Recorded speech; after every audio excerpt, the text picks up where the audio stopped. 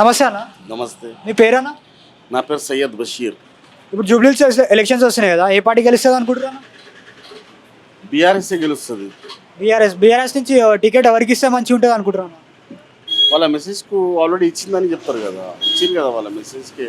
మాగంటి సునీత గారికి. ఎందుకంటే మాగంటి గోపీనాథ్ గారు చేసిన డెవలప్మెంట్ గురించి చూస్తే ఆమెకి ఇస్తే బాగుంటుంది అనుకున్నాము, ఆమెకే ఇచ్చారు. ఆమెకి ఇస్తే కంపల్సరీ గెలిపించుకుందాం అనుకున్నాము, గెలిపించుకుంటాం మేము కంపల్సరీ. ఆమె ఇప్పుడు కొత్తగా హెచ్వైసీ సల్మాన్ ఖాన్ అని ఇండిపెండెంట్ క్యాండిడేట్ పేరు కూడా వినిపిస్తుంది, ఆయన గురించి ఏమంటారు?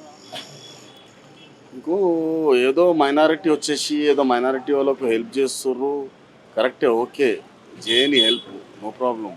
కానీ ఇట్లా కొన్ని నెలలు కొన్ని రోజులు వచ్చేసి హెల్ప్ చేస్తే ఎలక్షన్ గెలవరు కదా. ఎలక్షన్ అనేది అలాగుంటుంది. సరే, హెల్ప్ చేస్తుర్రు మీరు, అందరికీ తెలుసు ఎలక్షన్ వస్తున్నాయి, అందరు వస్తుర్రు హెల్ప్ చేయడానికి, మీరు కూడా చేస్తుర్రు, కరెక్టే, మంచిదే. కానీ మీరు ఎలక్షన్ అనేది గెలవరు. ఇన్ని హెల్ప్ చేస్తే కొంతమందికి రేషన్లు ఇచ్చేసి కొంతమందికి హెల్ప్ చేస్తే అట్లా ఎలక్షన్ గెలవరు. ఎలక్షన్ అనేది అలాగుంటుంది. దానికి క్యాండిడేటు 5 సంవత్సరం దాకా మాకు ఏం చేస్తాడు, గవర్నమెంట్తో ఏమి ఇప్పిస్తాడు, గవర్నమెంట్తో డెవలప్మెంట్ ఏం చేపిస్తుంది అనేది జనాలు చూస్తారు. కానీ ఇట్లా వచ్చేసి ఒక ఎవరికో రేషన్లు ఇచ్చేసి ఎవరికో హెల్ప్ చేసేసి అంటే అట్లా ఎలక్షన్ గెలవరు. అది అయ్యే పని కాదు. అది కాంగ్రెస్ పాలన ఎలా ఉందంటారా?